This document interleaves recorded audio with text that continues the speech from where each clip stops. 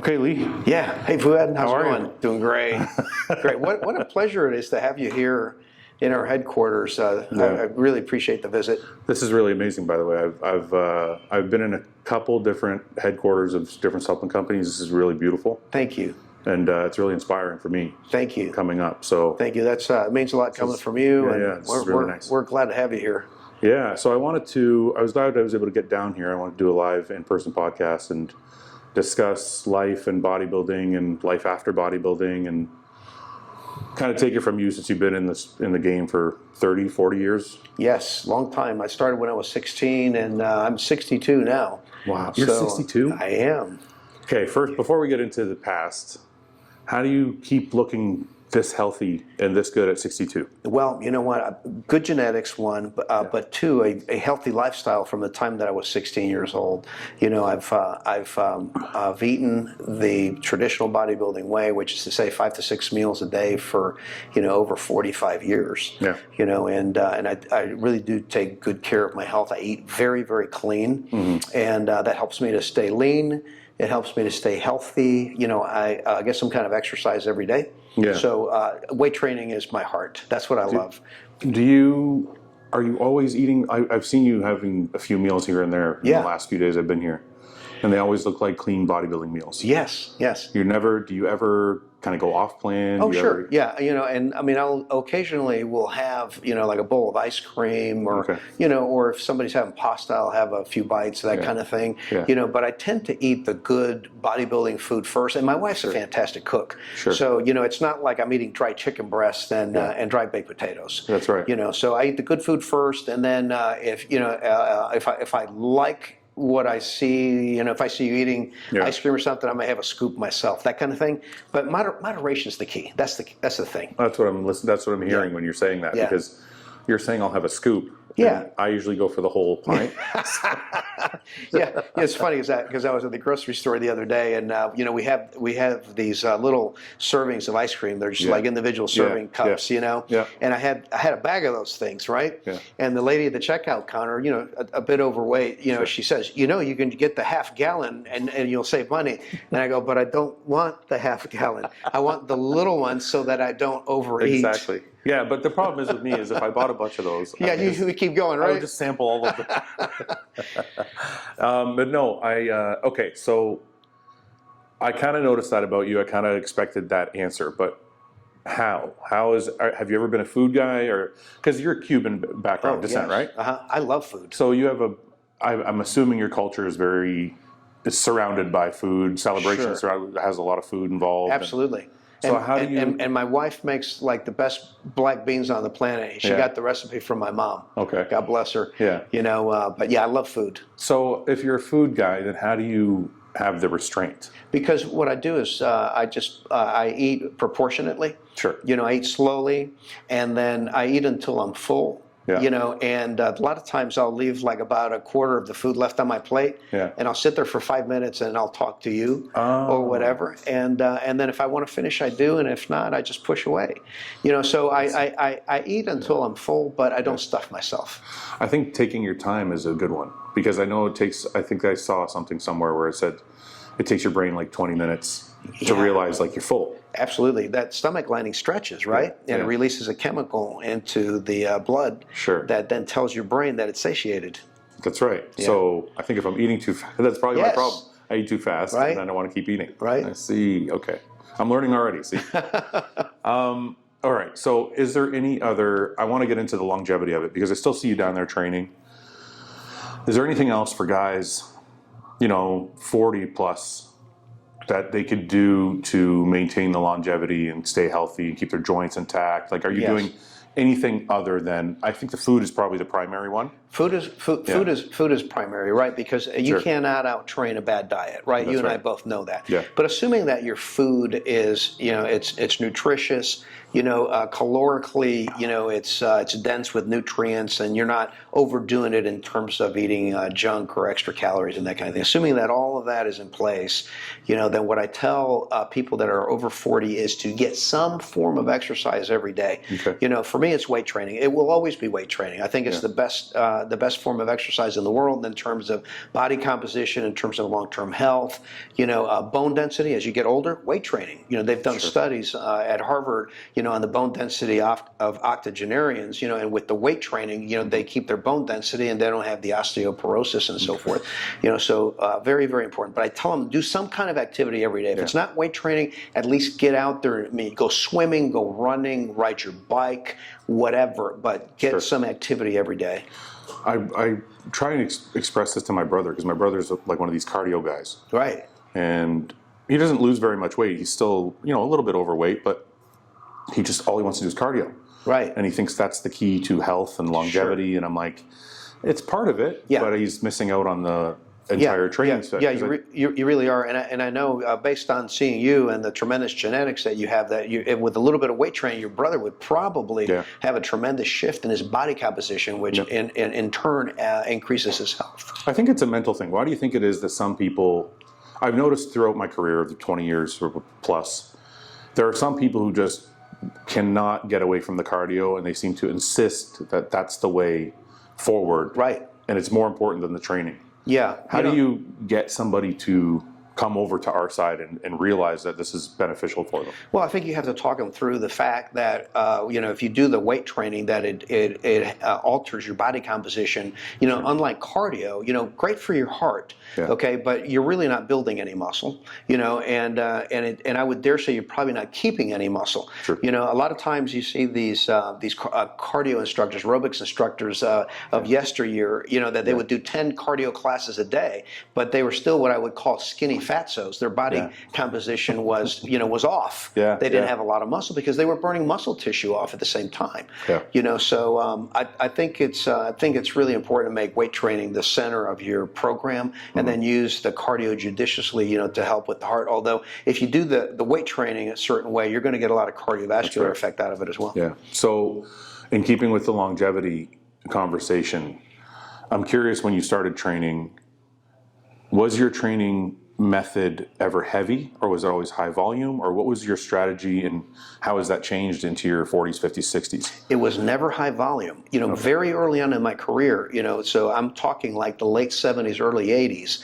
Mike Mentzer was on the scene, and he was a big proponent of the heavy duty system. Sure. And a lot of people will look at me and they see an aesthetic physique, but I trained with a lot of these same high intensity principles that Mike Mentzer and some of these guys use. And ironically, my son Hunter uses the same type of training now. He really only has like 2 or 3 working sets on any particular body part. But when I say a working set, I'm saying like heavy weight, to the very last repetition plus forced repetitions. And it's just laying it all out. Yeah. So when you trained, when did you start training? I started training when I was 16. Okay, so and I started training in order to gain weight for football, but I found out that I was a better bodybuilder than a football player. What was your position in football? So I was a defensive back. Okay. Yeah. And you didn't make the team? No, I got injured. Actually, I had a soft tissue back injury,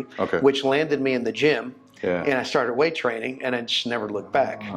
So when you started weight training, did you see the gains right away, kind of thing? Did you notice that your body changed? No, not really. I did get very muscular. Sure. And ripped and muscular, very conditioned.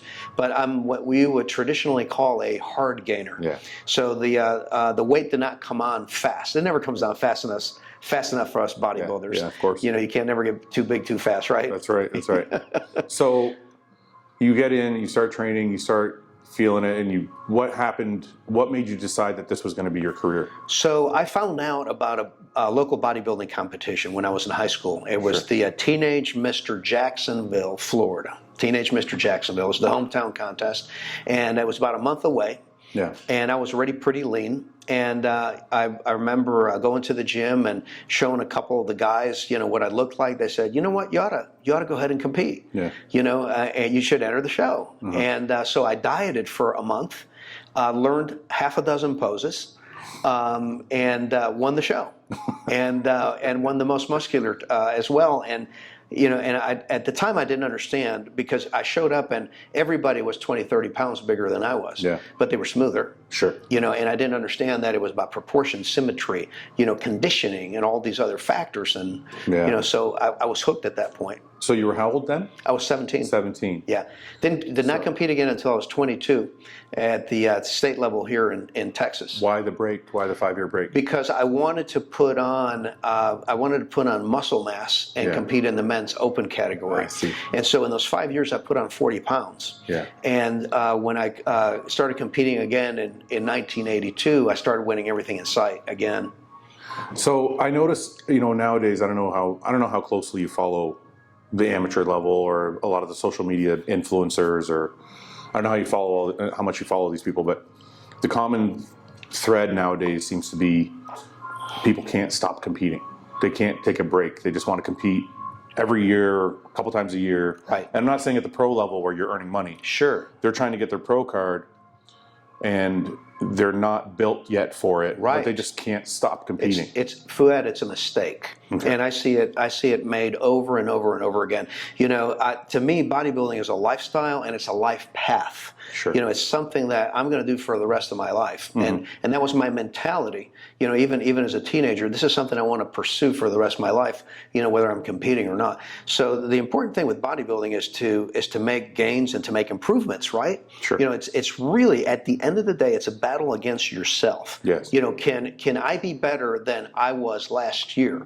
And so if you're constantly competing, then how are you going to improve? Yeah. So when you started training at 17 or before that, when you did the first show, were you already doing that Mike Mentzer style?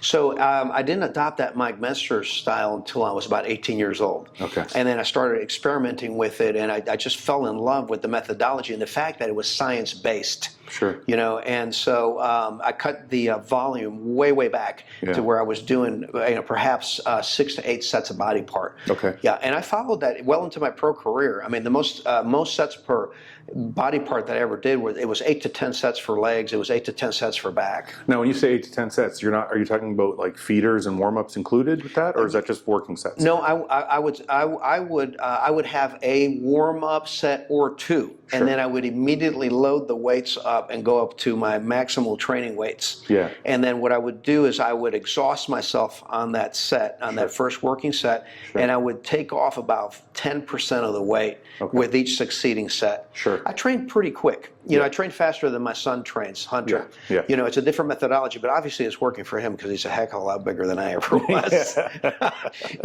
But I trained fast. Sure. I trained very fast. I trained only long at a pace I rested only long enough to catch my breath. But I think that really helped me in terms of my muscularity as well. So I'm a big proponent of that. I don't take long rests. Right. But I do a little bit more volume than, like, say, Hunter or yourself, or in that Mike Mentzer style. Not that I don't agree with it, because I've seen many guys get really big with it. But we always have a debate about, and this is again going back to longevity, we always have the debate, what is better for you as you get older? Is it really pounding those super heavy weights, or is it doing a little bit lighter weights but doing more volume? And I think both schools of thought make sense, because on one end you think, I'm using these super heavy weights, it's going to destroy my joints. Right. But on the other end you're saying, well, I'm not using much lighter weights, but I'm doing way more volume. I would say that the answer is, as you get older, you have to be more protective of your joints. Okay. So case in point, in my case, I train much lighter than I ever used to. Okay. And so I do not train with the same intensity that I used to. I may do 1 or 2 sets to failure where I might have done 4 or 5 sets to failure in the past. Sure. Yeah. And I'm very, very careful with the warm up. To make sure that I don't overload my joints. At this point, I'm done growing. For me, of course, yeah.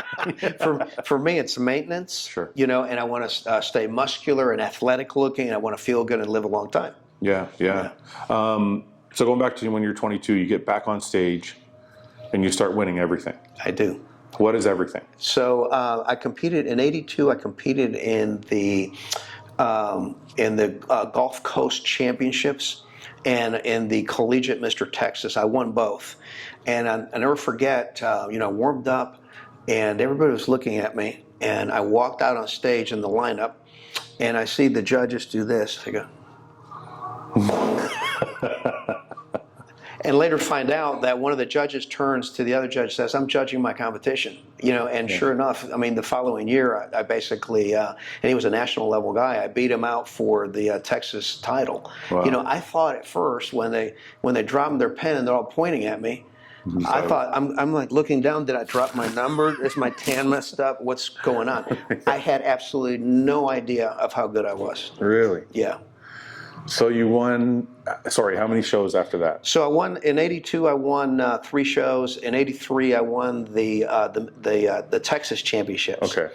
Now keep in mind that I won my class at the Texas Championships in '82. Yeah. I could have gone to nationals. Okay. I did not. I held myself back. Why? Is it you didn't feel ready? No, I felt that I wanted to be even better. I wanted to take an entire year to improve. Sure. So I went back and I competed in and won the Mr. Texas in '83. Okay. And I still did not go to nationals. Okay. I held myself back Okay. because I wanted yet another year under my belt to improve my physique that much more. Sure. I wanted to go in there to win. And so in '84, I qualified by competing in the Southwest USA Championships. Yeah. That punched my ticket. I went to the nationals and I took 4th.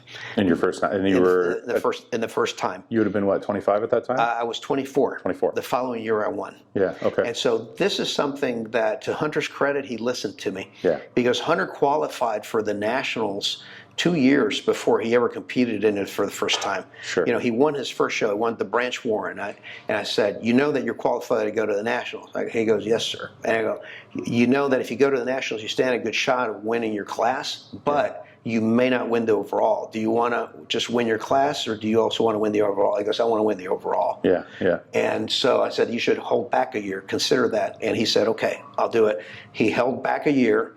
The following year he won the junior nationals, the junior USAs, and then followed with the nationals. Sure. And he won not only the super heavyweight, but the overall. Yeah, I mean, and then he was ready to go in as a pro. Yeah, I mean, that's a really great story for people to hear, because it's really the opposite of what people do nowadays. It is the opposite of what you hear, and I think people are in too big of a rush to go get their pro card. Yeah. What are you going to do with the darn pro card when you get it?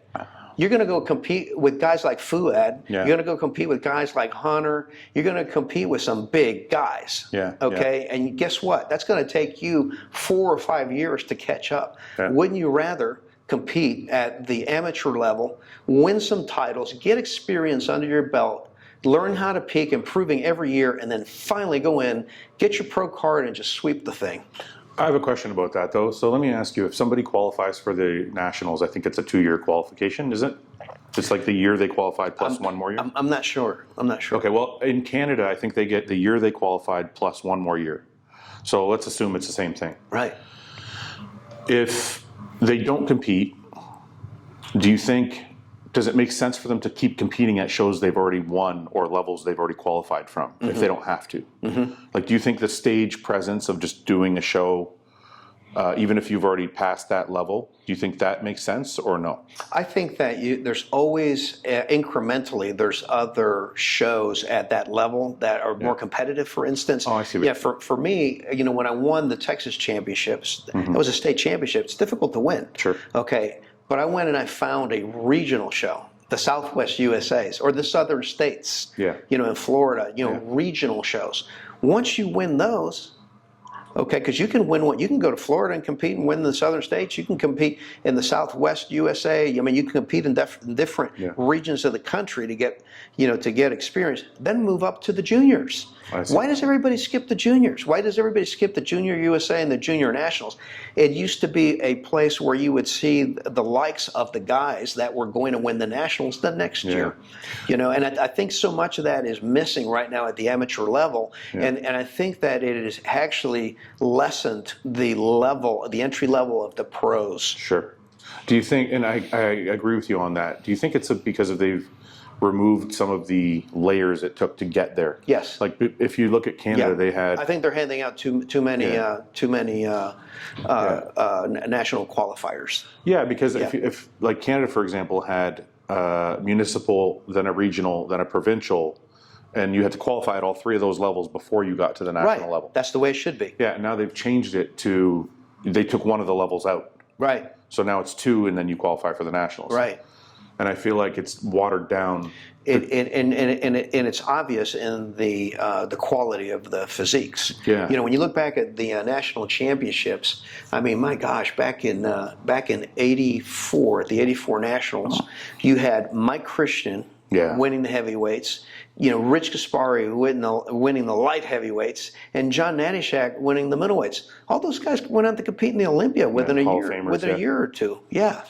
I would say, you know, Ian Valier. I don't know if you know Ian. I'm sure. Ian, huh? Great guy, by the way. Yeah, he is, and his thought process on it is it doesn't matter because the cream rises to the top. So even if every single person out there has a pro card, it's irrelevant because the good pros are still going to rise to the very top. I think that the good pros are going to rise to the top. You know, however, does it really help the entry level pros that they got their pro card prematurely? Yeah. You know, by 3 or 4 years. Yeah. You know, they're not gonna be as satisfied with the experience.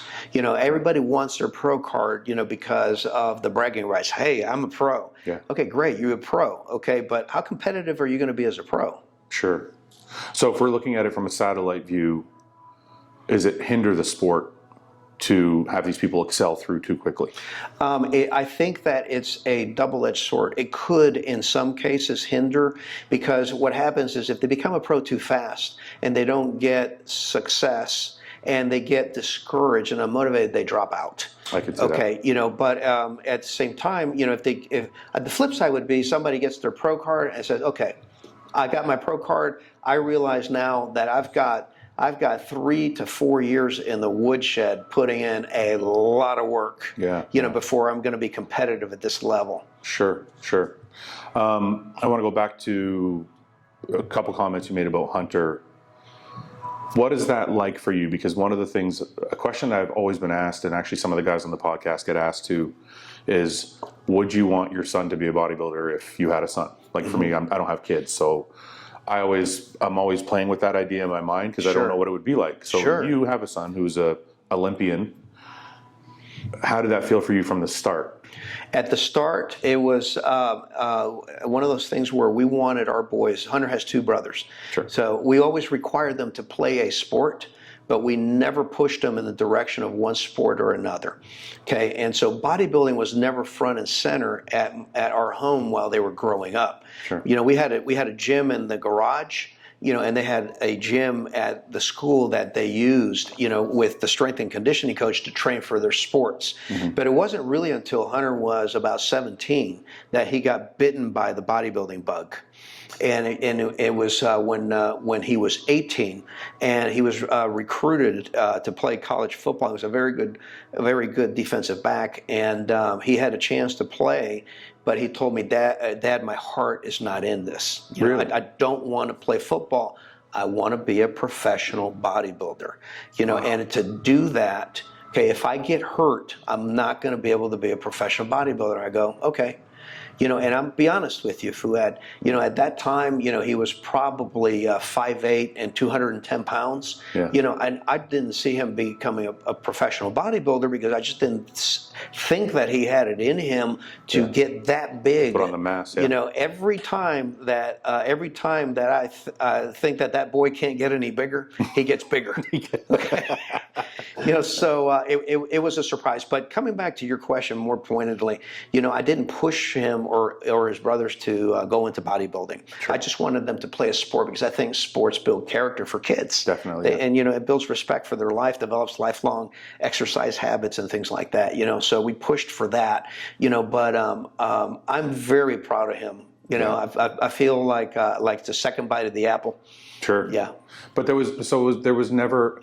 So if I was a father and my son said, I don't want to play football, and he had maybe potential to play NFL football, I want to be a pro bodybuilder, I think I would have definitely pushed him in the direction into to play the football. NFL. Right. Well, I think he was going to play college ball. I don't think that he was going to play in the NFL. No, I know, but did he have the potential to maybe? He had the potential to do well in college. Okay. And at the college level, he was not going to be a player in the NFL. I see. Okay. Yeah, and we've always pushed academics, you know, over athletics. You know, especially when a playing football requires 20 or 30 hours a week. Yeah. You know, in addition to your studies, you know, to your academics. You know, so for us, academics was always the most important thing. Yeah. You know, so I wasn't too worried about him getting out of the football program.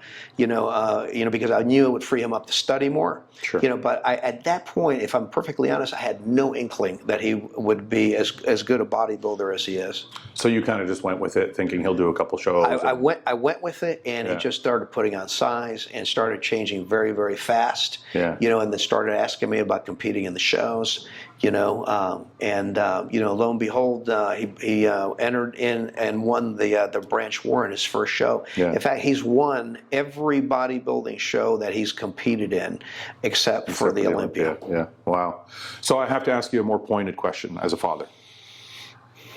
Does the health aspects that come with bodybuilding, is that something that gave you pause, or were you like more on the side of as long as we monitor and as long as we? Of course, it gives you pause, okay? Because you know it's like running the engine in a car at second gear at 60 miles an hour, right? You don't want parts to start breaking. Yeah, of course. You know, so it's hard on the system. You know, you know, and so I'm familiar with that. You know, but there are things that can be done to mitigate health-wise. Sure. You know, and to his credit, he has. You know, and he monitors. You know, and he, you know, he has a regimen that is very conservative by the standards today. Sure. You know, so that gives me more peace of mind. Yeah. You know, but you know, I told him the same thing that I told my wife. You know, there's life after bodybuilding, and so anything that you do now, understand what the long-term consequences are. You want to make sure that you're mitigating those things so that your body is not a wreck. Yeah. You know, the day that you choose to retire. Is this something you instilled in him? Because, you know, we were talking earlier, and I feel like Hunter's lucky that he has, you know, somebody that's lived it before him. I want to think that that by setting an example, and also by talking him through that, he's a very intelligent guy. Yeah. You know, and you know how the relationships are sometimes between fathers and sons. You know, sons don't always want to hear what their father says. Yeah. You know, but a lot of times, if you know, once they get into their quiet moments, then they start going in through their head and start thinking, okay, what the old man said, does that make any sense? You know, and I think that the health aspect has definitely percolated in. You know, he is one of these bodybuilders that is going to retire, you know, at a relatively young age. Sure. You know, once he's won the Mr. Olympia. Yeah. I think he said something to me about that the other day. I want to ask how you started. Are you first generation immigrant, second generation? I am first generation immigrant. So I came to the United States when I was 2 years old with my grandmother. Okay. And then we were reunited with my mom and dad about 6 months later. The government didn't allow all of us out at the same time. Sure. You know, it was just kind of part of that psychological thing, you know, to make it more difficult than it has to be. Sure. You know, and we reunited, and we just we started a life in Chicago, Illinois. Okay. You know, within 2 weeks, my dad had a job as an engineer, and we just started building our life here in the United States. Yeah. So your dad got his engineering credentials in Cuba. Right. He was the first college-educated man in our family. Wow. Yeah, and he was actually a class valedictorian as well. Wow. Very, very smart man. Yeah. I followed in his footsteps. You know how they say that sons of bakers become bakers? Yeah. Sons of engineers become engineers. Okay. So I became an engineer myself. I didn't know that. Yeah, later. My degree's in civil engineering. Okay. You know, but he was a great civil engineer, and yeah. What was it like growing up in Chicago, Illinois, and how long? Did you live there your whole life? Or did you move? I was there till I was 10 years old, and then we moved to Florida. Okay. You know, and it's a good thing that we moved to Florida, because that's where I got exposed to bodybuilding in high school, and got exposed to the small but thriving bodybuilding community in Jacksonville, which really gave me a leg up. You know. Yeah. So did you live the rest of your young adult life in Florida? So I was in Florida until I was 19, and then we moved to Houston, Texas. Okay. And I've been here since I was 20 years old. So I've been here for 42 years now. Wow. Okay. So What were the parents like? Your dad obviously was very smart. He was very well educated. Very, very smart, well educated, very driven. Was he very strict? Was a strict parent, strict father. Yes, really, yeah. Strict father. But one thing that we could always count on, we knew that he always had our back. Okay. And very loving. Very strict, traditional Latin father. So my mom was just an angel. So your dad was strict. Your mom was a stay-at-home mom. Mm-hmm. How many siblings? So 4 of us total. Mm-hmm. Okay, I have a brother, Gene, and 2 sisters, Conchita and Lourdes. And they're also involved in bodybuilding. They are. In fact, all 3 of them. This is something that not everybody knows, but it's a fun fact. All 3 of them are bodybuilding champions in their own right. Both of my sisters were a Miss Texas, and in fact, the youngest one actually won Miss Texas with only 6 months of training and took 4th in the USA's that same year. Okay. And then the other sister won Miss Texas, and my brother recently won the over 50 at the Branch Warren, and Anna Lark entered the Open on the same night and won that also. Okay. So why did your brother wait so long to start? And to the sisters, why didn't they keep going? Everybody. So I think those are personal reasons. The sisters decided to have kids. My brother started a family and a business, and life catches up with you. So it was more for fun for them, yes, than it was for career. Right. So what was it like growing up in the Labrada home? So we had a lot of fun, a lot of energy, a lot of love. And and it was a very nurturing and encouraging environment. We were always encouraged to exceed academically. And we all celebrated each other's successes. And whatever the endeavor was.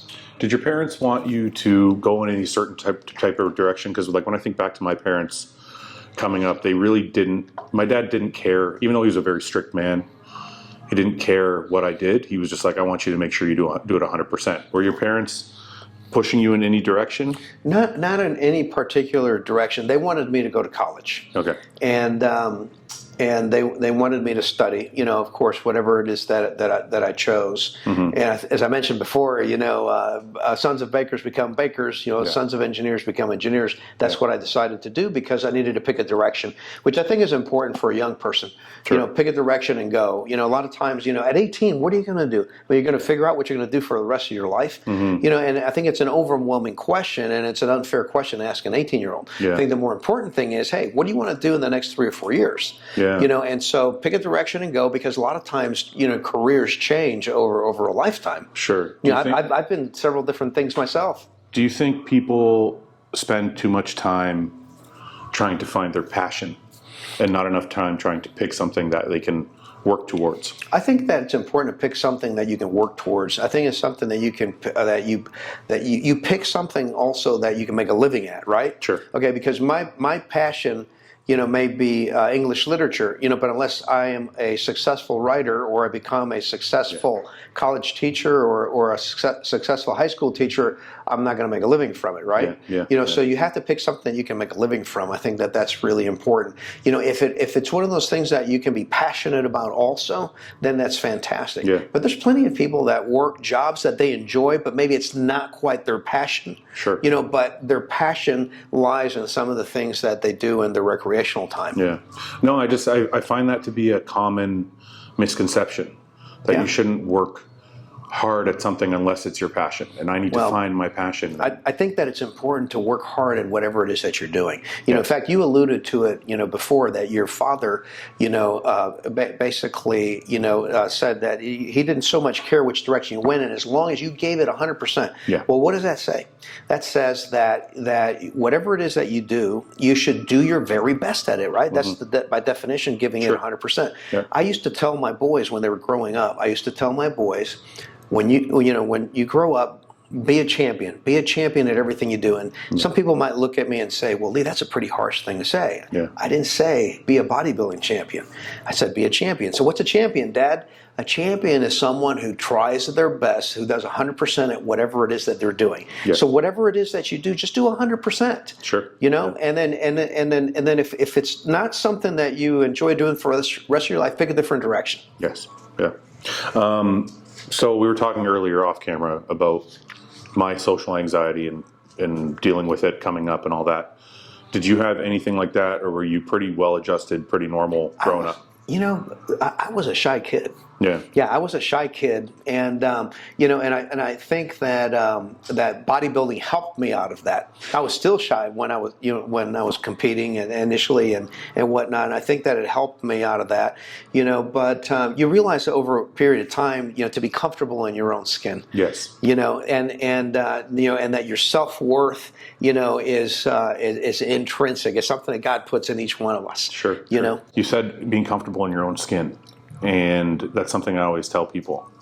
So it's more about accepting who you are. Mm-hmm. But how does somebody go about doing that? So when you're like, for example, like when I was 35 years old, I realized you kind of just grow into your skin. Like eventually I was like, this is just who I am. Yeah. Right? How does somebody who's 20 do that or learn that or work towards that? I think it comes from realizing that you are who you say you are. In other words, if you pick a direction and you strive to build yourself in that direction, and we're not talking about bodybuilding here. We're just talking about personal development. Sure. You can become pretty much whatever it is that you conceive if you can believe it and you can work towards that systematically, and you create habits that help you towards that goal or that self-image. You can get there. Yeah. And you have to understand also that a lot of times the sensibilities that we have about what others think about us, okay, a lot of times dictate our actions, unfortunately, for better or for worse. Sure. Because a lot of people seek their self-worth in the opinions of others. Yeah. And what we have to realize is that a lot of times when you walk into a room, you think that everybody's looking at you.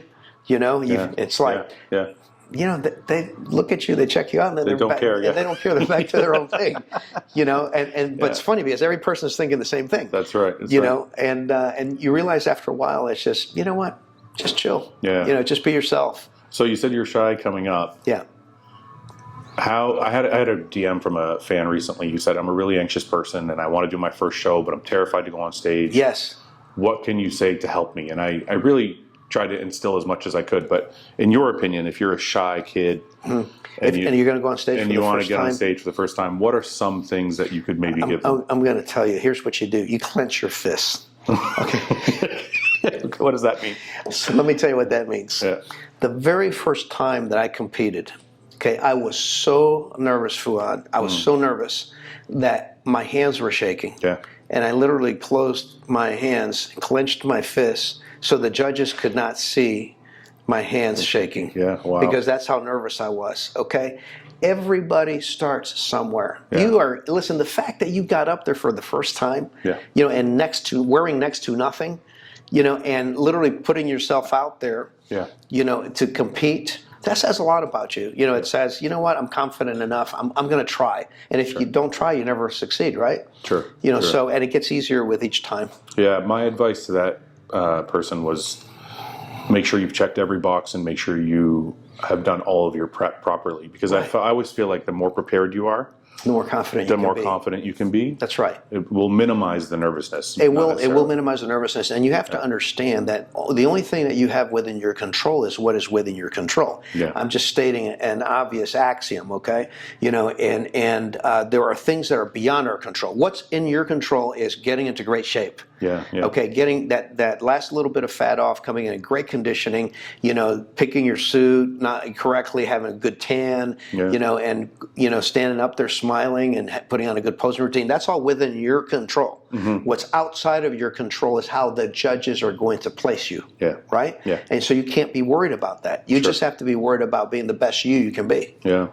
So 25 years old, you turn pro, you do the Night of Champions, and you get to the Olympia. You do the Olympia 7 times. So I was 26 at the Night of Champions. 26 at the Night of Champions. You did Olympia 7 times. What was it like the first time you saw Lee Haney in person at the Olympia and you had to compete against this guy? Well, I really didn't know how the chips were going to fall. Yeah. Lee Haney was a very big guy for his for that time. Yeah. He was the biggest guy, and he was built very symmetrically and and well balanced. And I didn't think I was going to beat Lee Haney the first time out. Yeah. But the biggest surprise I got that night when I was called out for the top three, in that first call out, I said, wow. So when they did the first call out, how many people were in that first call out? Just 3? So it would have been. I want to say it was myself, Rich Gaspari, and Lee Haney. Yeah. Possibly Mike Christian. Okay, so 4 of you. Yeah. And how many guys were competing at that Olympia? 10 to 15. I would just. My memory's a little rusty on that. Approximately, was it like 15, 20? 12 to 15 maybe. Yeah. So you, right away, first Olympia, you're up there. I'm up there, and I'll tell you that it was like stepping onto hallowed ground. Really? Yeah. When I was called out to, I stepped on that Olympia stage, and back then they didn't have digital cameras. Yeah. It was all the emulsion film camera, right? And so the flashes are going off, and I mean it was like a strobe. Yeah. And I'm going, my God, there's got to be 4,000 people in here. Yeah. It was packed. It was 4,000 people, and it's just like it was a little daunting at first, and then your nerves calm down, and then you go through it because you realize that really it's no different than the first competition you entered. It's just at a much, much higher level. Sure. But it still has the same basics. You're getting compared, and so forth, so on. There's just a lot more eyeballs on you, and the stakes are much higher. Yeah. So when you get into that mode and you're there, did you ever feel like you didn't get a placing you deserved, or did you ever feel like you should have beaten somebody that beaten you, or were you pretty happy with how your placings went out? For the most part, I am happy with the way things turned out, because I have to realize and recognize that, the placings that I got, 2nd, 3rd, and 4th at the Olympia, they could have been much lower placings. Sure. Had the judges not seen me, as, being worthy of that top 4 or 5. Yeah. Okay. Yeah. So I feel very grateful. Yeah. For my placings. Now, on any given year, were there years that I thought I should have won? Sure. Really? Yeah. What year? Can you give me one year? I felt that I could have won in 1990.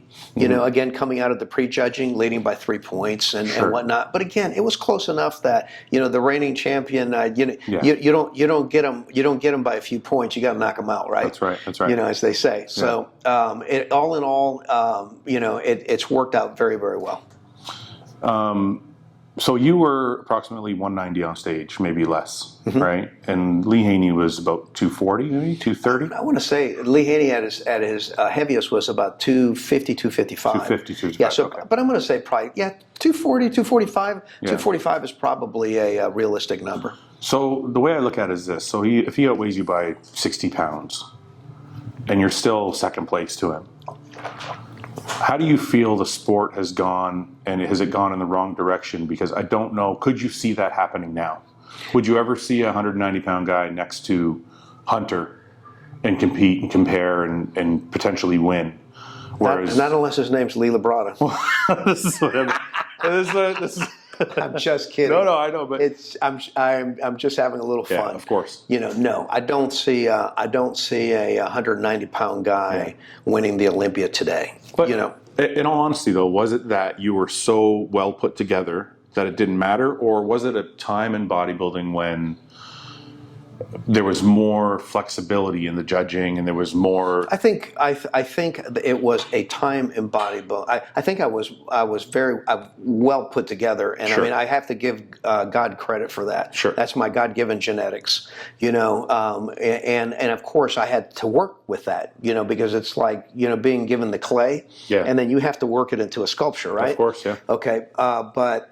That being said, I feel that at that time, they were looking more at what we consider today classic physique. Sure. And so the classic flowing lines and a balance, more of a balance of the other factors that make a great bodybuilder: symmetry, definition, proportion, muscle separation, and all of those factors. Whereas at certain points, in recent modern bodybuilding history, I have felt that it's been more aptly called mass building than bodybuilding. Yeah, I can see okay. that. Let me just clearly state, okay, that mass is part of our sport. You have to have a certain amount of muscle size, of course, to be Mr. Olympia, but not to the exclusion of everything else. Okay, because you can have a 270-pound blob.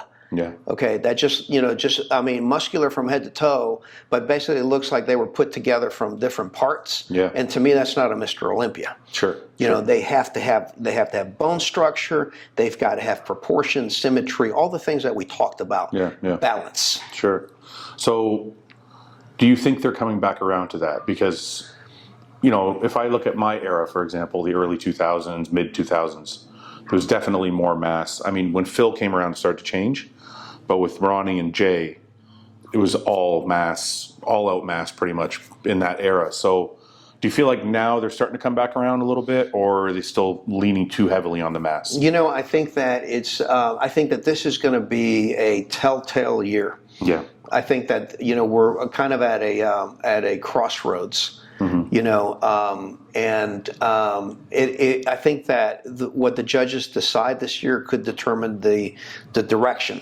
Whether we go back to the times where it was just basically size and nothing else, mass building, as I call it, or whether we have a next generation era, where there's balance in the criteria that they're looking at. If I look back, though, it seems to be that it's always been mass building. If you think about it, because Lee Haney was the biggest of his time. He was a big guy. Arnold was arguably the biggest of his time. But Lou Ferrigno was a big guy too. Lou Ferrigno was a big guy. But I mean, he wasn't, Arnold was definitely one of the bigger guys. Sure. Sergio was probably the biggest guy in his era. Right. But let me tell you, those guys, if you looked at them for their time, still were put together in an aesthetically pleasing fashion. Yeah. Yes. Okay? Yes. They weren't rewarding fire plugs. Sure. Yeah. I'll give you that. Yeah. But, and I like having the discussion with you. You've been around for so long, and I like talking to other bodybuilders who've been around forever. When you think of Dorian in 92, since you competed against them there, right? When you looked at Dorian's physique in 92, did it look aesthetic to you? Like, did it look proportionately put together well? I think he had good proportions. Yeah. Yeah, I think he had good proportions. But I think that that his physique was dominated by his back and his legs. Yes. Okay. Yes, I could agree with that. And so I prefer physiques that are more balanced in the development. So it's funny. I just had Urs Kalczynski on the podcast. I'm not sure if you know Urs from the classic division. Yes. Urs made a statement about how the classic division is strictly about balance. Like everything has to be very, very balanced. Whereas in open bodybuilding, having a standout body part may actually help you more. Whereas in classic, they look more for the balanced physique. So it almost feels like the classic division is more what you think of when you think of 80s bodybuilding. There's no doubt about it. And it was really rammed home for me just this past weekend. I pulled down some old folders that I had with pictures of me on stage in the late 80s, with the likes of Rich Gaspari and Barry DeMay and Mike Christian and Lee Haney. And I looked at the pictures, and the biggest surprise for me was that I was shocked. Yeah. Because in my mind, we were a lot bigger than the pictures I was looking at. Yeah, yeah. And when I looked at the pictures, I go, we look like classic. You're classic guys. Yeah. What's up? Well, 190 pounds. You've been a classic guy. Yeah. And Rich Gaspari was considered a pretty stout guy. Yeah. At 5'8", 215 pounds. Yeah. You got Hunter now, that's 5'9" and 265 pounds. Yeah. In contest shape. Yeah. Yeah. So the standard has changed. They're just a lot bigger nowadays. Is that just the evolution of bodybuilding, though, or do you think? I mean, in concert with the health of the guys. I've had this conversation before on my podcast before too, where I've said maybe this could be some kind of thing where bodybuilding puts a limit to these guys so they're not getting to 5'8", 300 pounds, 5'8", 350 pounds down the road, right? And if people people scoff at that because they're like, oh, you can't put limits on them. But at the same time, people always seem to appreciate the aesthetic, symmetrical, nice, flowing lines. Right. And I feel like you can't have both as long as you're promoting. Well, if the open by definition, basically means no limits, no stops, right? Yeah. Now, if you put limits or stops on it, then you're going to do the same thing that you did with, with the classic. Sure. Which is to say, for this height, you can have this much weight. My prognostication is that eventually classic bodybuilding is going to overshadow the open. I could see that happening. Yeah, I believe it is already happening at the amateur level. Sure. And I see it eventually happening. Although, I use this example. Classic bodybuilding is like going to the Formula One races. Yes. Okay. Open bodybuilding, men's open bodybuilding is like watching Top Fuel dragsters. I was just going to say that. Okay. Yeah. So they're two different classes. Yeah. And they both have high entertainment value. Sure. And they listen. And let me just state, for the record that I respect all of these guys. Of course. All of the new guys. I mean, and all of the old timers. I respect all of them because of the amount of work that goes into developing that physique. It's just different levels of development, right? Yeah. And you're asking me, what my thoughts are, sure. In the direction that it's going, and the balance and whatnot. Yeah, yeah. What was your proudest moment in your bodybuilding career before retiring, like in an actual competition? I think I have to say the moment that we talked about earlier, which was in '92 when I won the Pro World Cup in Spain. Sure. And I had my son Hunter on stage with me.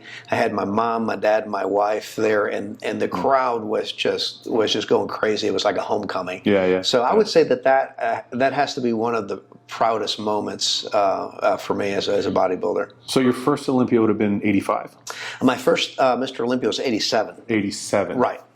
Are you making money at that time? Are bodybuilders making money in the 80s? So we actually were. Okay. We actually were, and listen, and in fairness, I speak from the position of a top 5 guy. Yeah, of course. Yeah. In the 80s, okay, because a lot of the other ones, it falls off very rapidly, and a lot of them are just basically personal trainers doing the things that they have to do, and nothing wrong with personal training. I think it's great. I've done it myself. But.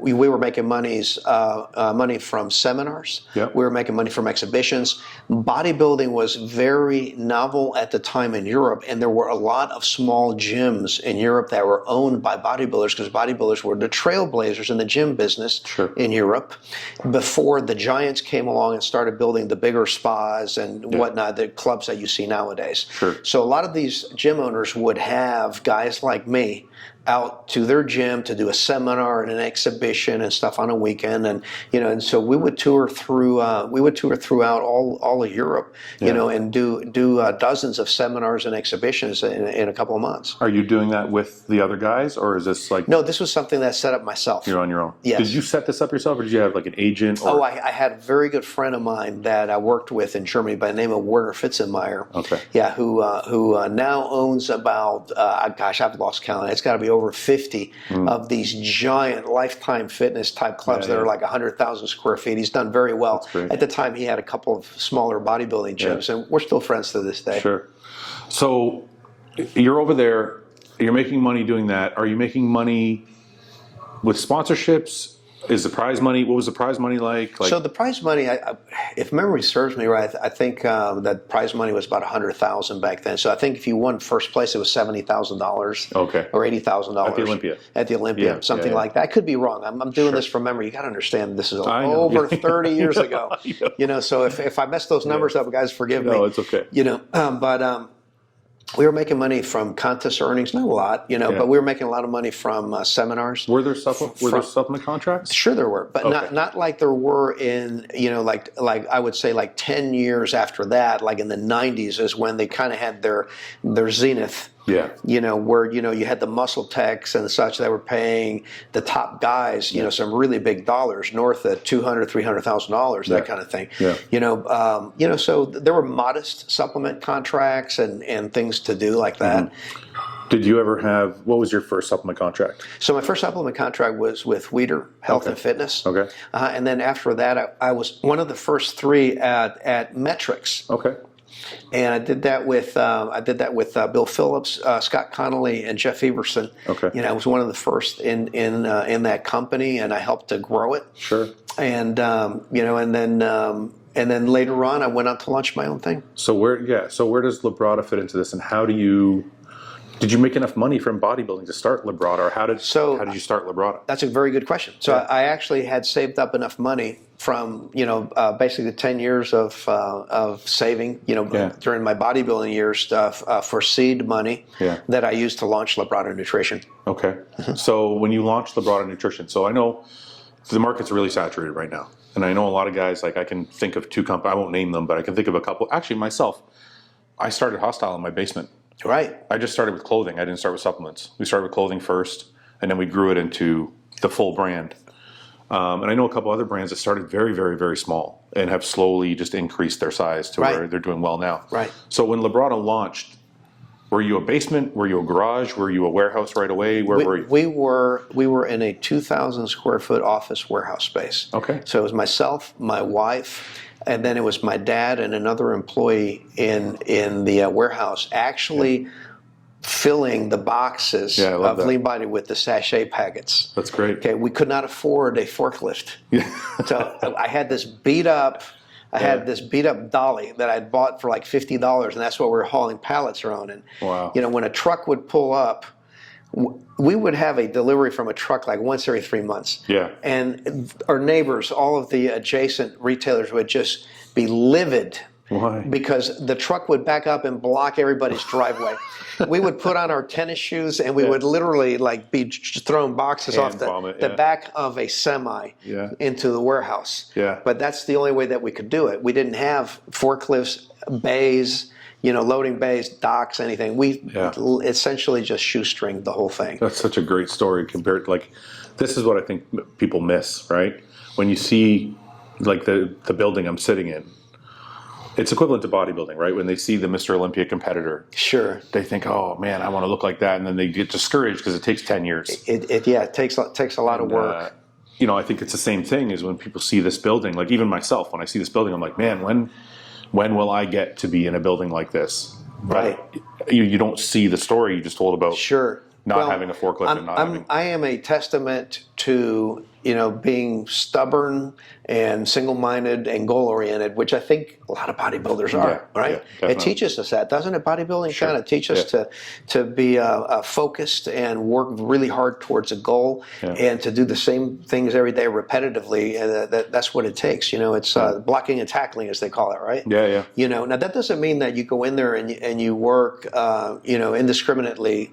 And keep making the same mistakes over and over again because, hey, digging ditches is hard work, but that's not going to make you rich, right? That's right, yeah. But as long as you're learning, along the way, and listen, I've made every mistake in the book. Yeah. I think I got the equivalent of my MBA from Screw You, So anyway, it's been a lot of work and it's been daunting along the way. We've almost faced bankruptcy a couple times. Wow. But we managed to push through, and it always came down to working hard to please the customer and to have a relationship with the athletes we serve. Sure. It's funny because people always see success as a linear path. And it's not. Yeah, there's a lot of bumps. And my God, there's bumps, valleys, turns, curves, everything. And I mean, even established businesses. Look at the marketplace right now, right? Look at the stock market right now.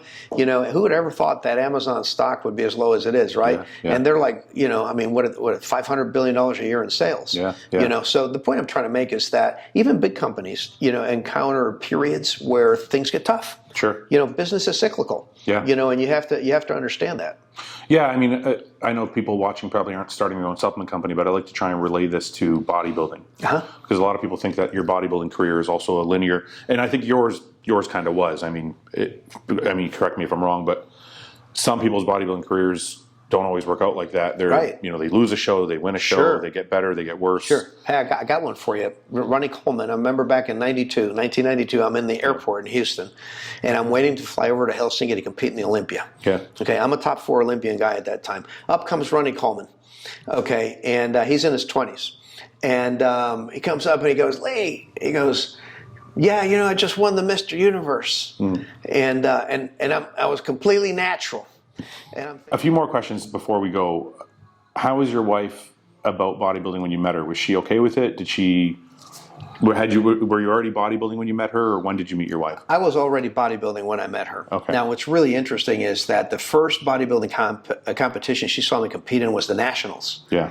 So imagine going to the Nationals as your first show. Yeah. She kept nudging my training partner going, is he winning? Is he winning? She didn't know what she was looking at. Yeah. Nowadays, I'll put it up there with any IFBB judge, because yeah. it's a bodybuilding family. Sure. You know, we've been married 36 years. She's been around bodybuilding that whole time. She loves it. Yeah. Just like I do. She's been extremely supportive. You know, but I will tell you the flip side is that I've been supportive of her also. Yeah. So I struggled a little bit with retirement, but to me it sounds like your retirement was very well planned out, and maybe you figured it out much more easily than I did.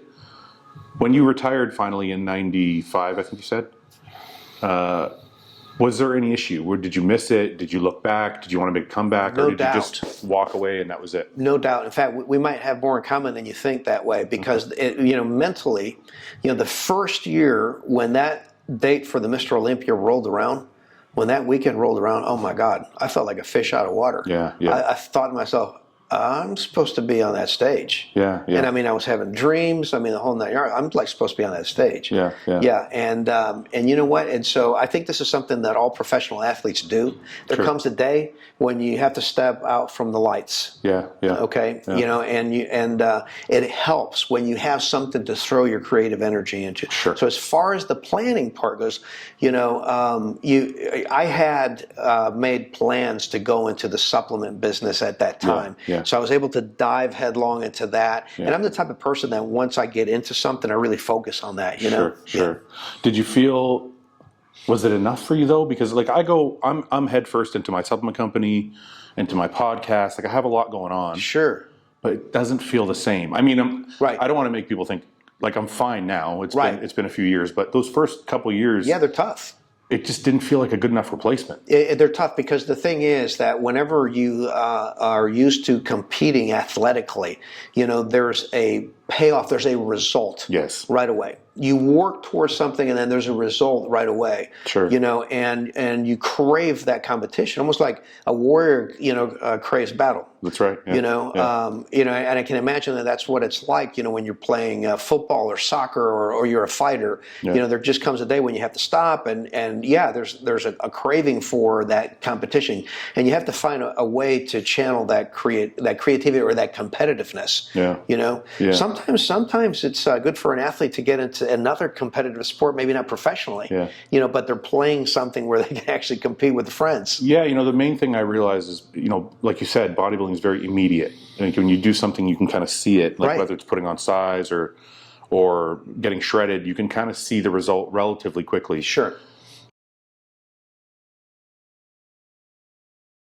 Hey guys, thanks for watching. Please subscribe, share with your friends, and like the video. And if you get a chance, check out the description for all the different links to all the different places you can find Hostile and myself. And lastly, check out hostile.com for our new line of supplements and all of our apparel and gear. Thanks again for watching.